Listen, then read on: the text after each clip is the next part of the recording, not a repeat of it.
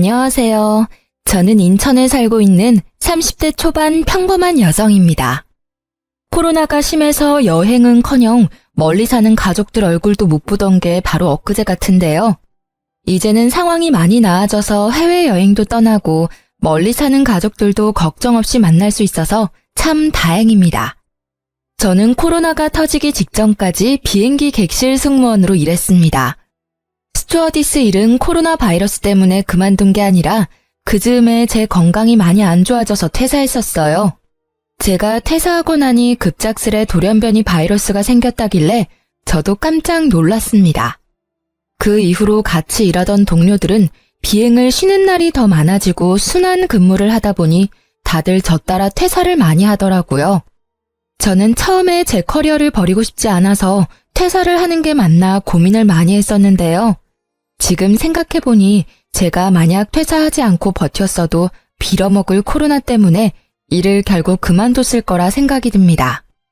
게다가 제가 승무원 일을 그만둔다 해도 제가 일했던 경력이 다 사라지는 건 아니니까요. 다만 승무원 그만두고 다시 자리 잡기까지는 시간이 꽤 걸렸습니다. 오늘은 제가 승무원으로 일하면서 만났던 돈 무지하게 밝혔던 한심한 전남친을 손절하게 된 이야기를 들려드리려 합니다. 그 전에 간단히 저희 집안 이야기부터 말씀드리자면 저희 아버지는 음악가세요. 아버지께서는 작사, 작곡을 둘 다 하셨는데 현재는 일을 쉬고 계세요. 8년 전 위암에 걸리셔서 그때부터 경제적인 활동은 하지 못했습니다. 젊은 시절 어머니께서는 경제적인 조건보다 오로지 아버지 인품만 보시고 결혼하셨대요. 가난한 예술가인 아버지께서 돈이 어디 있으셨겠어요. 하지만 정말 부자는 마음이 넓은 사람이잖아요. 제가 어렸을 때나 기억 속이나 지금이나 저희 아버지께서는 한결같이 가족을 아끼시고 사랑하시는 다정한 분이셨어요. 그래서인지 저도 엄마처럼 아빠를 닮은 사람이랑 결혼하고 싶다는 생각을 많이 했습니다. 음악가인 아버지께서는 수입이 일정하지 않았고 벌어도 그 벌이가 많지 않으셨대요. 그래서 어머니께서는 항상 일을 하셨습니다. 작은 회사 격리로 일하시던 어머니께서는 저를 임신하시고부터 회사를 그만두고 경력이 단절되셨습니다. 그래서 어머니께서는 육아를 하면서도 바로 할 수 있는 일이 뭘까 고민하시다가 정수기 파는 일을 하면서 저희 가족을 이끌어 나가셨어요. 그러던 중에 저희 아버지께서 갑작스레 쓰러지셨습니다. 아버지께서는 작곡 일을 하시면서도 돈이 안 될 때는 공사장에서도 일용직으로 일을 하셨는데요. 돈을 많이 못 벌어다 줘서 언제나 미안하다는 말을 달고 사셨던 아버지께서 암 때문에 힘없이 병상에 누워 계시는데 눈물이 왈칵 쏟아지더군요. 암조차도 아버지 탓이라며 우시는데 마음이 너무 안 좋았습니다. 저와 어머니는 그런 아버지가 더 이상 무너지지 않게 지키는 일밖에 할 수 없었어요. 게다가 저는 한창 승무원 면접을 보던 때라 아르바이트를 고정적으로 할 수 없었고 어머니 정수기도 잘 안 팔리는 때였어서 그때가 가장 저희 집의 암흑기였습니다. 그즈음 정말 운 좋게도 저는 그토록 바라던 항공사에 최종 합격을 했습니다. 그렇게 아버지가 치료에만 전념할 수 있도록 항공사를 3년 동안 열심히 다녔어요. 대학병원에서 독한 항암 치료와 수술을 병행했고 다행히 아버지는 그 힘든 병마를 이기셨죠. 퇴원하시고 나서 간병에 힘쓰셨던 엄마는 다시 정수기 회사에 복직하셨습니다. 그때쯤 저는 욕심이 많아서 회화학원을 등록했어요. 외국인분들과 소통을 할 수 있는 정도였지만 조금 더 유창하게 잘하고 싶었거든요. 남자친구와의 첫 만남은 바로 그 직장인 영어학원에서였어요. 제가 비행 근무 시간이 바뀌거나 비행이 연착되면 시간이 없어 승무원 머리를 풀지 못하고 학원에 갔는데요. 그 뽕이 들어가고 올백인 머리 스타일을 어필하고 하는데 어떤 남자가 제 헤어스타일을 보고 아는 채 말을 걸어오더군요. 승무원 준비생이신가 봐요. 아, 네. 저도 아는 동생이 그쪽 분야에 일해서요. 열차 승무원? 아니면 항공 승무원? 어떤 쪽 준비하세요? 항공 승무원이요. 너무 예뻐요. 승무원 꼭 붙을 것 같아요. 저는 한 번도 대화 나눈 적 없는 사람이 살갑게 말을 걸어오는 게 좀 불편했습니다. 제 몰골도 일하다 와서 형편없다고 생각했으니까요. 그래서 애써 가짜 웃음을 짓고는 불편하게 수업을 들었어요. 하지만 남자는 아랑곳하지 않고 서로 친해졌다고 생각했는지 복도에서 종종 마주칠 때마다 참 반갑게도 인사를 하더라고요. 성아씨, 안녕하세요. 네, 안녕하세요. 전 처음엔 아예 관심이 없어서 이름조차 몰랐는데 그 남자는 제 이름을 기억하고 엄청 친근하게 부르더라고요. 그것조차 부담스러워서 저는 늘 딱딱하게 대답하곤 했습니다. 하지만 한결같이 만날 때마다 제게 반갑게 웃으며 인사하는 사람한테는 눈길이 갈 수밖에 없더라고요.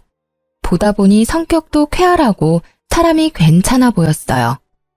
연애라고는 고등학교 때 선배 짝사랑한 거 말고는 해본 적 없는 저는 남자에 대해서 잘 몰랐거든요. 당연히 남자 보는 눈이 그때 있을 리가 없었죠. 처음에는 거절했는데 우연히 승객으로 탄 그 사람을 우연히 만나게 됐는데요. 조금 알고 지냈다고 그 순간 얼마나 반갑던지. 지금 생각해보면 그날따라 무척 힘들었던 비행이어서 그랬던 것 같네요. 그 사람은 혹시나 저를 만날까봐 챙겨왔다며 주섬주섬 간식 꾸러미를 내밀었습니다. 그 따스함에 반했던 것 같아요. 남자도 그때부터 더 적극적으로 제게 대시했습니다. 서로 사귀기 시작하고 알게 되었죠. 남자친구는 평범한 회사원이었어요. 역시나 제가 처음 봤던 첫인상 그대로 사람 참 좋아하고 대인관계 원만하고 잘 웃고 쾌활하고 뭐 그런 사람이었어요. 사실 지금 30대에 그런 놈을 만났더라면 실체를 알아차렸을 텐데. 그땐 저도 지금보다 순수하고 어렸기 때문에 첫눈에 반했다는 남친의 말에 넘어가고야 말았습니다. 그런데 연애를 하다 보니 딱 한 가지 걸리는 게 있었어요. 돈 씀씀이가 너무 해프더라고요. 옷이나 신발을 보면 언제나 준 명품은 되는 브랜드였고 가방은 300만 원이 훌쩍 넘는 명품이더라고요. 여자인 저보다 가방을 자주 봤거든 남친을 보고 처음엔 신기했습니다. 관심 분야가 다르다지만 똑같이 월급 300만 원 받으면서 매달 새로운 아이템 샀다고 자랑하는 남친에게 저도 모르게 잔소리를 하고 있더라고요. 자기야, 나는 달마다 저축에 적금까지 빠져나가면 별로 안 남던데 자기는 어때? 나? 나는 월급 받아도 크게 저축이나 적금 같은데 돈 넣지는 않으니까 아무래도 너보단 여유롭지? 난 현재 충실한 편이거든. 뭐? 저축이랑 적금을 안 하고 있다고? 왜? 뭐 문제 있어? 아니, 요즘엔 다들 적게라도 적금 한두 개는 들고 있어, 오빠. 우리도 지금부터라도 저축하고 살자, 응? 우리라니? 내가 돈 벌어서 내가 쓰겠다는데 우리라니. 아니, 우리 한 살이라도 젊고 이렇게 벌고 있을 때 한 푼이라도 아끼는 게 좋잖아. 매번 자기 쇼핑하는 거 옆에서 보면 몇십이 아니라 많게는 100 단위로 쓰는 것 같아서 나 사실 조금 걱정돼. 너 설마 지금 나 사치 심하다고 돌려가는 거야? 아, 그런 게 아니라 난 오빠랑 결혼까지 생각하는데 오빠 경제관념이랑 내 경제관념이랑 좀 다른 것 같아서 한 번쯤 오빠랑 이야기 나눠봐야겠다고 생각 들었어. 그러니까 네가 지금 왜 그런 이야기를 이 타이밍에 하는지 난 잘 모르겠어. 우리가 지금 결혼했니? 장아야, 너 너무 앞서지 마. 아무리 연인 사이라도 할 말이 있고 안 할 말이 있는 거야. 오빠야말로 내 말을 너무 부정적으로 해석하지는 않았으면 좋겠어. 진짜 난 오빠랑 결혼까지 생각하고 있으니까 말 꺼낸 거였지. 내가 저축이랑 적금 안 들었다 했지 내 재산이 없다고는 하지 않았다. 그럼 네가 먼저 말 꺼냈으니까 나도 그럼 하나 말해도 되는 거지? 너 승무원이라 돈도 잘 버는데 왜 항상 돈에 예민하게 구니? 데이트할 때도 난 가끔 분위기도 내고 싶은데 넌 저렴한 것들만 찾아서 너 따라 입만 맞춰줬어. 그리고 연인이니까 가끔 비싼 호텔 가서 호캉스도 즐기고 싶은데 돈 아까워하는 너 보면 이해 안 되고 답답할 때 많았어. 하지만 난 나랑 네가 다르다고 해서 너처럼 입 밖으로 안 꺼냈잖아. 나는 너한테 다 맞춰주고 배려하는데 넌 왜 나한테 잔소리만 하려 그래? 너 선 넘은 거야. 기분 나빠서 더 이상 얘기 못하겠다. 오빠, 내 말이 그렇게 기분 나빴어? 내가 조급해서 미안해. 난 오빠를 비난할 생각으로 말한 게 절대 아니란 것만 알아줘. 진짜 걱정돼서 한 말이야. 우리가 벌면 얼마나 번다고. 비슷하게 벌고 있잖아, 우리. 그래서 이제 그만 말해. 아, 상아야. 너는 잘 모르겠지만 말이야. 난 부모님께서 주시는 돈도 있고 내가 버는 돈도 있어서 이렇게 풍족하게 쓰면서 사는 거야. 집안의 경제적 수준이 다르니까 우리 씀씀이도 당연히 다른 거야. 내가 사치 부리는 게 아니란 말이지. 내가 너 자격지심 생길까봐 얘기 안 했었거든? 근데 너 너무 열등감 있는 거 아니야? 네가 하도 잔소리를 하니까 나도 좀 듣기 거북해서 진짜 솔직히 말하는 거야. 알았어, 오빠. 그만해. 싸우기 싫어. 싸움은 네가 먼저 걸었잖아. 그렇게 저희는 한참 동안 같은 자리에서 똑같은 말싸움을 하고 한 달 동안이나 냉전을 가졌습니다. 그렇지만 결국 둘 다 화해를 원했고 저희는 다시 예전처럼 돌아올 수 있었습니다.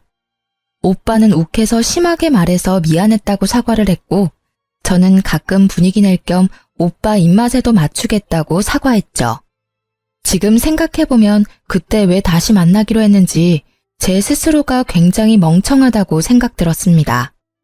그런데 그 남자를 전부 다 겪고 나서 다시는 그런 남자 안 만나야지 하고 인생을 배우는 기회도 됐던 것 같아서 이제는 자책하며 후회는 안 하려고 합니다. 그때는 제가 더 어렸어서 판단력이 흐렸거든요. 그냥 남친의 말을 들으니 제 자신이 궁상맞은 거란 생각도 들고 남친의 말대로 집안의 경제적인 상황은 각자가 다르니 씀씀이도 다를 수 있겠구나 생각했네요. 그래서 그 순간은 미친 듯이 창피해서 그 이후론 돈에 관한 얘기는 절대 안 꺼냈습니다. 그냥 재력에 따라 다르게 사는 거라 틀린 게 아니라 다를 수밖에 없는 어쩔 수 없는 일이라 생각했어요. 그 이후로는 남친의 집안이 경제적으로 풍족한 집안이란 것도 자연스레 알게 됐습니다. 남친도 굳이 숨기려 하지 않았어요. 어머님이 해주셨다는 비싼 명품 시계를 보고 한번 몰래 속으로 놀라기도 했습니다.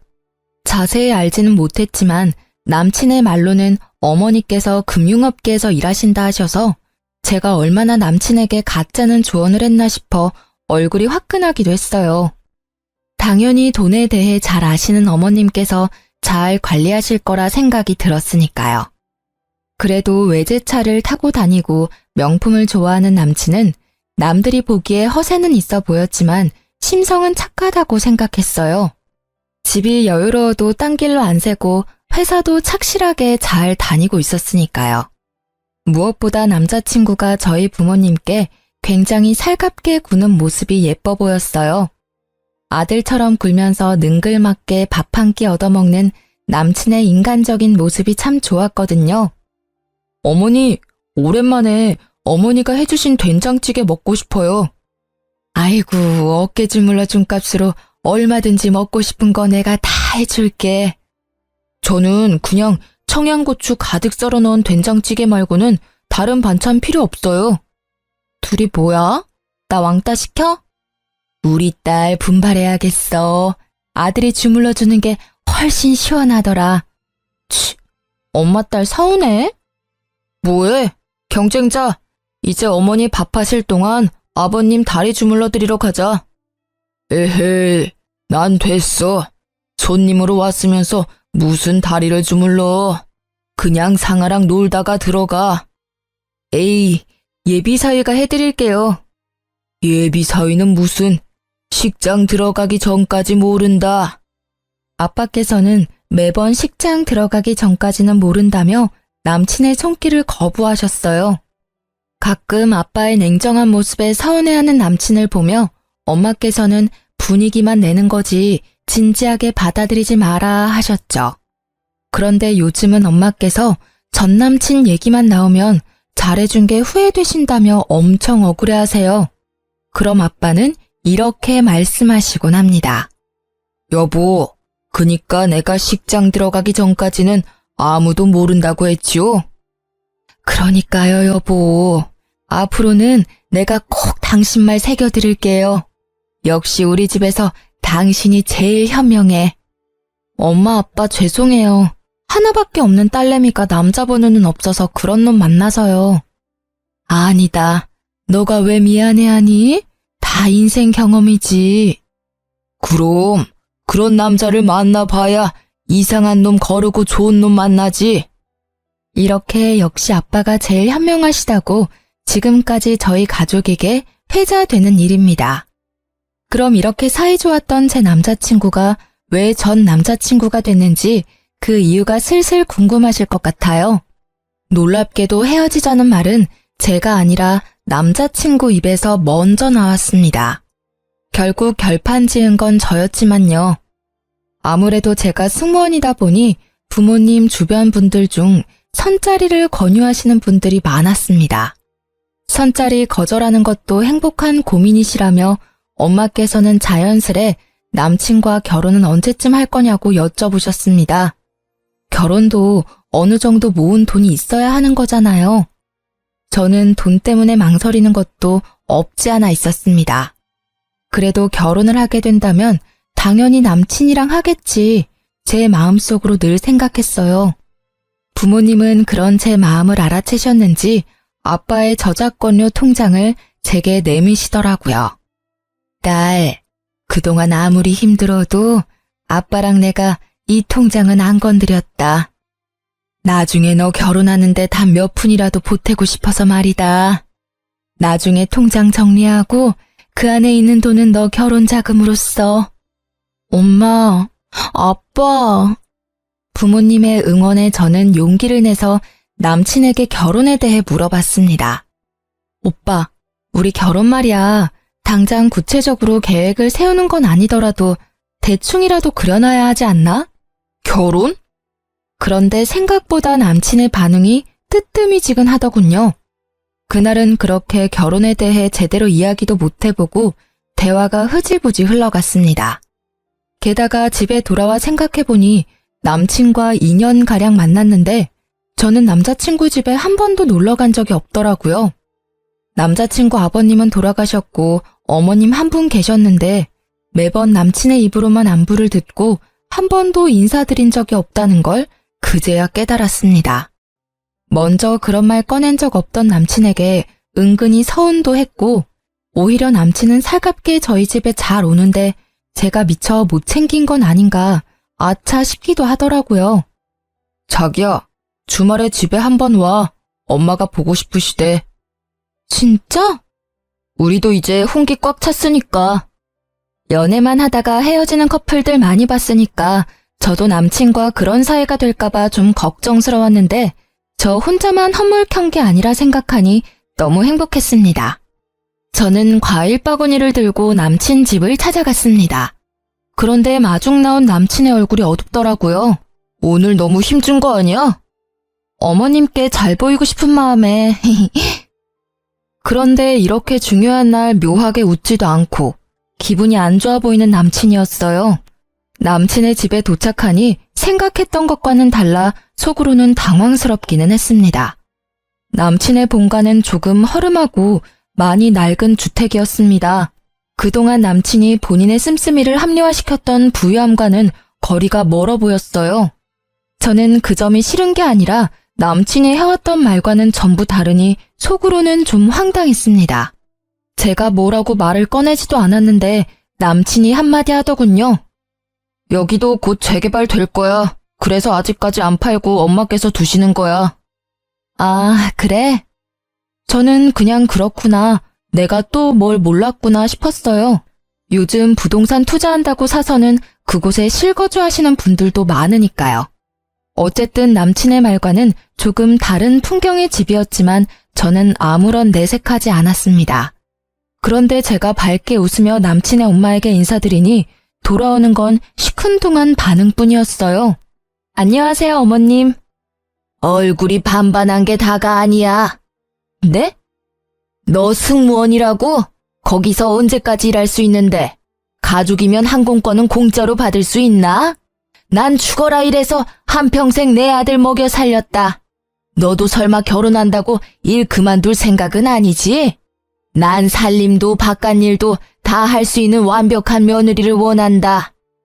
초대받은 줄 알았는데 오히려 공격적으로 쏘아붙이는 남친 어머님 때문에 할 말을 잃을 정도로 적잖이 당황했습니다. 아, 좀. 엄마, 우리 방금 왔잖아. 앉으라고 말부터 안 하군. 상아야, 여기 앉아. 남친도 그 상황이 짜증나는지 잔뜩 예민해 보였어요. 알아서 앉으면 되는 거지. 뭘 앉으라고 말해야 앉아? 아, 죄송합니다. 실례하겠습니다. 집에 어른들은 뭐 하시니?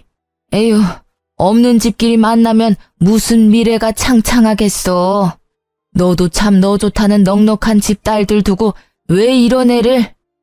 사람 앞에 앉혀두고 무안하게 만드는 남친 엄마 때문에 정말이지 도망가고 싶더라고요. 아, 네. 저희 엄마는 정수기 회사에서 일하시고요. 아버지께서는 음악가세요. 아버지는 몸이 안 좋으셔서 현재는 쉬고 계십니다. 뭐? 엄마가 정수기? 아유, 게다가 아빠는 뭐? 아니, 결혼해서도 부양해야 하는 거 아니야? 참 곤란하다. 넌 어디 아픈 데 없냐? 건강한 거 맞아? 아들, 이 상황 엄마는 매우 당황스럽다. 엄마, 얘기 좀 제대로 들어보고 말씀하세요. 아버님 암투병 하셨었는데 지금은 완치하셨어요. 그럼 뭐하니? 암은 가족력이 얼마나 중요한데. 너 지금 건강하냐니까? 저 일하면서 건강이 조금 나빠져서 승무원은 일은 올해까지만 하면 어떨까 생각하고 있습니다. 항공 관련 강사를 준비하고 싶어서 알아보는 중입니다. 한동안 정적이 흐르고 남친은 자기 엄마와 똑같이 멋씹은 얼굴을 하고 있더라고요. 남친 엄마는 골똘히 생각하다 제게 버럭 소리를 지르기 시작했습니다. 뭐? 멀쩡한 승무원 일 그만두고 뭐가 어째? 아들, 넌 이런 애를 며느리감이라고 데리고 온 거야? 집안은 모자라도 승무원이라길래 웬만하면 내가 이 결혼 허락해주려고 했다. 너 일 그만두면 절대 내 아들이랑 결혼 못한다. 그렇게 중요한 일을 상의도 없이 너 혼자 생각하다 이제 말해? 애초에 취직할 생각이었냐? 내가 좀 산다니까 빌붙고 싶었어? 와, 뒤에서 승무원 그만둘 계획하고 있었던 거 소름 돋는다. 너 설마 아직도 내가 진짜 너한테 첫눈에 반한 줄 알아? 그런 척 한 거야. 너 얼굴 그 정도면 반반하고 여친이 승무원이면 내 기도 살고 월급도 많이 버니까 결혼 생각하고 만난 거라고. 승무원 그만두면 나랑 헤어질 각오해. 분명히 말했다. 너 일 그만두면 나랑 헤어지는 거야. 너의 메리트는 승무원이라는 그 이름값이야. 저는 참다 못해 남친의 뺨을 날렸습니다. 두 모자의 태도가 정말 기가 막혔어요. 어디 예비 신랑 뺨을 때려? 예비 신랑이라뇨. 나 진짜 어이가 없어서. 저도 승무원 이름값 운운하는 남자랑 결혼할 생각 없어졌네요. 제가 너무 아까워서 이런 집안에 시집 못 오겠거든요. 그리고 아줌마, 어떻게 처음 뵙는 자리인데 인사도 안 받아주고 물 한 잔 없이 취조부터 하나요? 저 무슨 잘못해서 경찰서 조사받으러 온 줄 알았어요. 너도 그래. 너 그동안 엄마가 금융업계 다니고 집은 50평대고 집안에 자산 많고 나랑은 수준이 다르다며. 너란 사람 온통 거짓말 투성인데 들어오는 순간까지 내가 참았어. 그런데 돈은 없어도 예의 없고 인성 모자란 집이랑은 나도 절대 결혼할 생각 없거든? 김칫국 마시지 마. 뭐, 아줌마? 트트 싸가지 봐라. 제가 자리를 박차고 일어서자 남친 엄마는 제게 버릇없다며 들어본 적 없는 욕짓거리를 퍼붓더라고요. 네네, 이왕 버릇 없는 김에 가져온 과일 바구니도 도로 가져갈게요. 제 돈 썼는데 여기 두고 가기엔 너무 아까워서요. 집에 가서 맛있게 먹겠습니다. 안녕히 계세요. 그건 두고 가. 들고 왔는데 그걸 또 도로 가져가는 게 어딨니? 직접 사드세요. 아들한테 사달라고 하던가요. 저 꿀 같은 휴무에 차려입고 여기까지 온 거 시간 낭비한 것 같아서 지금 너무 속상하거든요. 말하는 꼬락서니가 너 진짜 싹수가 노랗다 못해 지린내가 난다. 네네, 아무렴요. 여기 오는 길에 엄청 지린내가 나더라고요. 재개발 빨리 되기를 응원할게요. 아무 말 못할 것 같던 제가 반박하자 남친과 그의 엄마는 당황해서 더 이상 제게 더 말은 못하고 이내 화를 내면서 둘이 싸우더라고요. 원하는 대로 안 흘러가니 애가 탔겠죠. 제가 뭐가 아쉬워서 그런 대접을 받으며 그 만남을 이어가겠어요. 저는 혼란스러운 틈을 타 얼른 집으로 돌아갔습니다. 역시나 남친은 본인이 아쉬운지 그날 이후로 절 붙잡으려 연락이 계속 왔습니다. 제가 전부 피하니까 제 비행 스케줄을 이미 알아보고는 공항까지 찾아왔더라고요. 창피하게 사람들 앞에서 저를 붙잡길래 공항 카페에서 간단히 끝내려고 자리를 잡았습니다. 엄마가 금융업계 다닌다고 거짓말해서 미안해. 네가 평소에 돈 가지고 스트레스 받게 하니까 나도 모르게 나온 거짓말이야. 그리고 우리 엄마가 말씀은 그렇게 하셔도 말이야. 속은 정말 따뜻하신 분이야. 사람은 겪어봐야 아는 거잖아. 너가 너무 섣부르게 판단한 거야. 그래도 엄마께서 마음이 넓으셔서 너 용서 구하면 받아주신대. 그리고 진짜 막말로 승무원 그만두면 너만 손해야. 엄마랑 나는 너 인생이 진심으로 걱정된 거지. 그렇다고 어떻게 그렇게 한순간에 남처럼 굴어? 진짜 나랑 헤어지기라도 할 거야? 너 나 껍데기만 보고 만난 거라며. 네가 실토해놓고 나랑 계속 만날 수 있을 거라 생각했니? 그리고 너도 너지만 너희 어머니 진짜 사람 불러놓고 무안 주고 윽박 지르며 막말까지. 됐고, 더 이상 말 섞기도 싫어. 나 승무원 그만둘 거고 네가 네 입으로 나 일 그만두면 우리 헤어지는 거라며.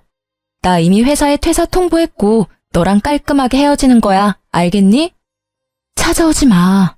아, 찾아와도 난 없을 거니까 찾아오던지 말던지 너 알아서 해라. 야, 너 진짜 승무원 그만둬? 이제 뭐 먹고 살려고 그래? 너 집에 돈도 없잖아. 그럼 지금이라도 나 붙잡아야 하잖아. 자존심 부리지 마. 내가 특별히 하자 있는 너네 집안 눈 감아 줄 테니까 너도 자존심 그만 부리고 나한테 와. 그 정도 했으면 됐잖아? 너 미쳤니? 지금 나보고 뭐? 하자? 맞잖아. 너네 아빠 완치하셨다지만 또 언제 어떻게 될지 모르는 거잖아. 막말로 암은 또 재발할 수도 있고. 조소가 섞인 놈의 말에 저는 그 자리에서 뺨을 갈기고 싶었는데 유니폼을 입은 상태라 겨우 참았습니다. 그 대신 교양 있게 말로 그놈을 처참하게 만들어줬어요. 나 공항이라서 이 정도 참았지. 바뀌었어 봐. 너 아작냈어. 야, 남의 인생 혼수 두기 전에 네 인생이나 돌아봐. 너 그러다 곧 파산할걸? 저번에 네가 형편에 맞게 씀씀이가 다르다며. 진짜 웃기고 가짠다. 뭐? 재개발? 지나가던 개가 웃겠다. 너 그렇게 안 봤는데 지금 우리 집 평가하는 거야? 좀 낡기는 했어도 그거 우리 엄마 집이야. 재개발 가능성도 있거든? 게다가 우리 엄마 나한테 손 한 번 안 벌리시고 지금까지 열심히 일하시면서 나 용돈 주시는 분이야. 모욕하지 마. 너야말로 지금 보니 나 껍데기 보고 만난 거 아니야? 내가? 널 뭘 보고? 아, 내가 말 안 했었나? 우리 집 곧 이사해. 뭐? 무슨 돈이 있어서? 네가 알 바야? 거짓말하지 마. 돈 나올 구석 없는 집안인 거 내가 뻔히 아는데. 맘대로 생각해. 그대로 무시하고 가려하자 전 남친은 궁금한지 끝까지 물고 늘어지더라고요. 간신히 공항 보안팀의 도움을 받아 그 끈질긴 놈을 퇴치할 수 있었습니다. 이게 다 어떻게 된 일이냐고요? 아빠가 주셨던 저작권료 통장을 정리했더니 아빠의 말씀과는 다르게 상상도 못할 엄청난 액수가 들어있었습니다. 아빠는 제가 정리해온 통장 내역을 보시곤 엄마와 한참 우셨었죠. 그동안 정신없이 사느라 몰랐는데 어떤 프로그램을 통해서 옛날 아버지가 작곡한 노래가 많이 이슈가 됐더라고요. 그 계기로 계속 저작권료가 들어오는 듯 했습니다. 살다 보니 이런 날도 있구나 싶었어요. 그 뒤로도 그놈은 술 취해서 제발 다시 생각하라며 돈은 어디서 난 거냐 집착을 해대서 저는 번호도 바꿨습니다. 무시하고 차단해도 어떻게 이 번호 저 번호로 다양하게 연락을 해왔거든요. 저희 부모님께서도 모든 사실을 아시고 경악하셨어요. 제가 조금 순화해서 전달해드렸는데도 엄마께서는 뭐 그런 놈과 그런 막대 먹은 집안이 있냐며 굉장히 화를 내셨습니다. 아빠께서는 여전히 식장 들어가기 전까지는 아무도 모른다 했지 라는 말씀만 하셨어요. 그렇게 시간이 또 흐르고 저희 가족은 새 아파트로 이사를 앞두고 있을 때였어요. 부모님께서는 아파트를 제 명의로 계약하라고 하셨습니다. 어차피 제게 물려줄 거 일찍 물려주시겠다고요. 제가 나중에 결혼하면 두 분은 물 좋고 공기 좋은 고향 땅에서 살고 싶다 하셨죠. 그런데 결혼은 고사하고 그 미친놈 때문에 연애든 결혼이든 다 질려버렸거든요. 평생 이렇게 부모님과 살면 좋겠다 생각하고 집을 고른 건 부모님께 지금도 비밀입니다. 아파트 잔금 다 치를 겸 부동산 이모랑 마지막으로 한 번 더 집을 보러 갔을 때의 일인데요. 아파트 부동산 앞에서 어떤 젊은 남자가 엄청 요란하게 통화하고 있었어요. 월세 보증금에서 까라고요. 몰라요. 배째요. 나가라고요? 누구 맘대로? 참나, 고작 3개월밖에 안 밀렸는데 정없게 이러시면 안 되죠. 다른 곳에서 많이 자취해봤지만 1년 가까이 못 내도 이해해주고 보증금에서 까시는 분들 많이 있었어요. 말도 안 되는 말을 늘어놓는 걸 보고 부동산 이모께서는 한숨을 쉬시며 저런 분들이 간혹 있다고 하셨어요. 저는 그렇구나 하며 힐끔 봤는데 전 남친이라 깜짝 놀랐습니다. 그거 참 더럽고 질긴 인연이다 싶어서 얼굴을 가린 채 사무실 안으로 들어갔죠. 아파트와 오피스텔이 같이 있는 곳이었는데 부동산 이모께 들으니 그 오피스텔이 신축이라 보증금도 높고 월세에 관리비까지 100만 원이 넘는 돈이었어요. 비싼 오피스텔에 덜컥 입주해서 월세 못 내서 저런 사람 많다며 골치 아프다고 하셨죠. 그동안 그렇게 사치 부리더니 돈에 허덕이는 꼴까지 보니 아주 우스웠습니다. 그런데 통화가 다 끝나고 부동산 안으로 전 남친이 들어오는 바람에 저를 발견하고 말았습니다. 조금 있으면 담당자 올 거니까 조금만 기다리세요. 저는 나가봐야 해서요. 예. 볼일 보고 오세요. 아니, 그런데 저는 사모님인 줄 알았는데 아직 미혼이라셔서 깜짝 놀랐어요. 혼자 힘으로 아파트 대출 안 끼고 사는 젊은 분들이 많지는 않으니까요. 어떤 일 하시는지 실례지만 살짝 여쭤봐도 될까요? 저요? 승무원으로 일하다가 지금은 퇴사하고 프리랜서 강사로 예비 승무원 교육하고 있어요. 어머, 어쩐지 얼굴도 너무 예쁘시더라. 근데 승무원이 연봉 높은 건 알았는데 그렇게 많이 줘요? 아니, 저희 딸도 고등학생인데 승무원 지망생이거든요. 다음에 좀 상담받으러 가도 될까요? 물론이죠. 제 명함 드릴게요. 승무원으로 일할 때 연봉은 높긴 했는데요. 여기 아파트 계약한 건 제 돈 아니에요. 저는 저축한 돈 따로 있고 아파트는 부모님께서 주신 돈으로 사는 거예요. 아파트 한 채 정도는 외동딸인 저한테 주고 싶다 하셔서요. 아버지께서 음악가이신데 저작권료가 좀 쏠쏠해요. 어머, 진짜 복 받으셨네. 나 일단 다른 분 잠깐만 안내하고 돌아올 테니까 여기서 편하게 쉬고 있어요. 한 5분이면 될 것 같네요. 저는 일부러 전 남친 들으란 듯이 얄밉게 털어놓았습니다. 그동안 궁금했던 진실을 알게 된 전 남친의 얼굴은 볼만했어요. 당장 제게 말 걸고 싶어하는 눈치더라고요. 그렇게 부동산을 나서는데 따라 나온 전 남친이 이게 다 어떻게 된 일이냐고 붙잡고 묻더라고요.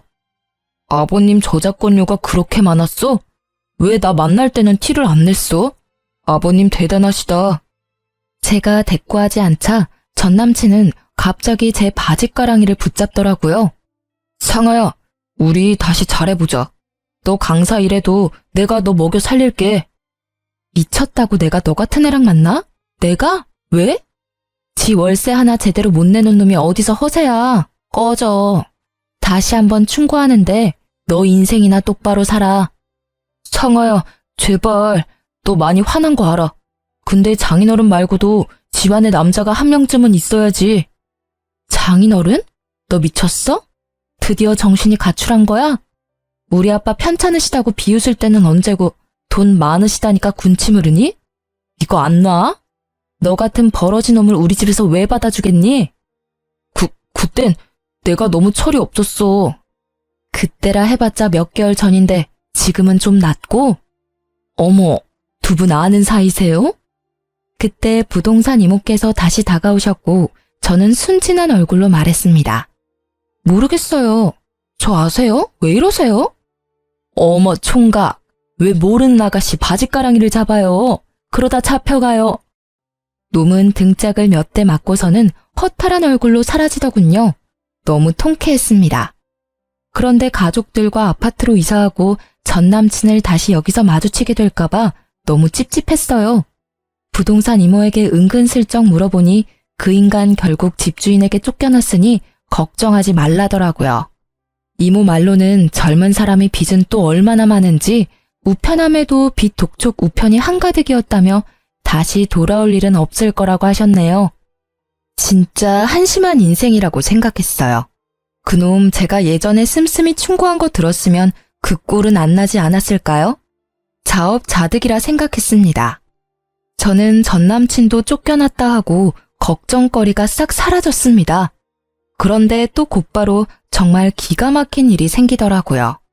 엄마가 오랫동안 다니셨던 정수기 회사를 그만두신 지도 2년이 넘었었죠.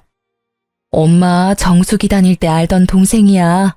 아들이 너무 사고만 치고 다녀서 그거 매번 갚고 다니느라 정작 수중에 모은 돈도 없대. 내가 짠해서 해줄 건 없고 정수기라도 비싼 거 해주려고. 정수기 말고도 비데랑 이것저것 다 해줘야지. 엄마, 또 너무 다 해주면 그 이모께서 좀 부담스러우시지는 않을까요? 나 잘된 거 다 뻔히 알고들 있는데 오히려 안 해주면 엄마가 욕먹을지도 몰라. 저는 쉬는 날이라 소파에 누워있다 잠들었고 곧 시끌벅적한 소리 때문에 깼거든요. 초인종이 울리고 대문이 열리자 정수기 설치 기사님과 이모 총 2분이 오셨더라고요. 그런데 정수기 이모가 낯익은 얼굴이라 깜짝 놀랐습니다. 언니, 정말 성공했네요. 얘기 듣기만 들었지 이렇게 직접 보니까 너무 부러워요. 입구부터 부잣집 아파트인 거 티가 딱 나더라고. 성공해서도 이렇게 저 잊지 않고 챙겨줘서 고마워요. 이거 별거는 아니지만 귤 한 봉지 사왔어요. 이런 걸 뭐하러 사와? 아유, 잘 먹을게. 들어오세요들. 딸, 엄마 손님들 오셨어. 그만 자고 일어나. 그 말로만 듣던 공주 직접 보는 거야? 우리 공주 쉬는 날이라 자다 깨서 몰골이 좀 그렇네. 안녕하셨어요? 저는 전남친 엄마를 먼저 알아보고 아주 썩은 미소를 지었습니다. 화들짝 놀라서 귤봉지를 떨어뜨리는 전남친 엄마를 보고 엄마는 왜 그러냐고 당황하셨습니다. 엄마, 그때 나 물 한 잔도 안 주고 하대하던 전남친 엄마 기억나지? 그 몹쓸 놈이랑 그 몹쓸 놈 엄마라는 사람? 이분이야, 엄마. 뭐? 언니, 그게 아니라요. 얘, 너 정말 미옥 언니 딸이니? 아니, 정수가 지금 내 딸 하는 말이 사실이냐? 언니, 그게, 아유, 미안해요. 나도 내 코가 석자라 뭐 할 말이 없네요.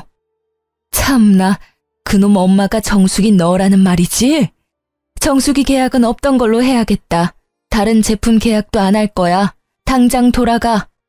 기사님 죄송해요. 설치 안 해주셔도 돼요. 제가 출장비는 입금해 드릴게요. 기사님께서 먼저 나가시자 무릎 꿇고 비는 전남친 엄마였어요. 언니, 내가 미안해요. 그런데 내가 요즘 좀 힘들어서 그런데 이번 계약만 좀 어떻게 안 될까요? 당장 내 집에서 나가라. 내 딸이랑 더 이상 한 공간에 있는 꼴 못 봐. 저기 아줌마, 집에 과일이 많아서요. 귤은 도로 가져가서 아들이랑 드세요. 저는 얄밉게 그분께 귤봉지를 쥐어주며 배웅했습니다. 그 뒤로 전 남친 엄마는 무슨 낯짝인지 자신이 잘못했다면서 홍기 꽉 찬 아들, 딸 지금이라도 이어주자고 뻔뻔하게 다시 연락을 해왔어요. 엄마는 어디 귀한 내 딸 넘보냐고 자식 교육 똑바로 시키고 심성 곱게 써야 일도 잘 풀리는 거라며 쓴소리 하셨다 합니다.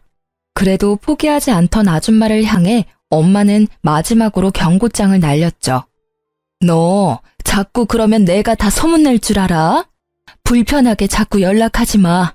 내가 너 때문에 오래 쓴 전화번호까지 바꿔야겠어?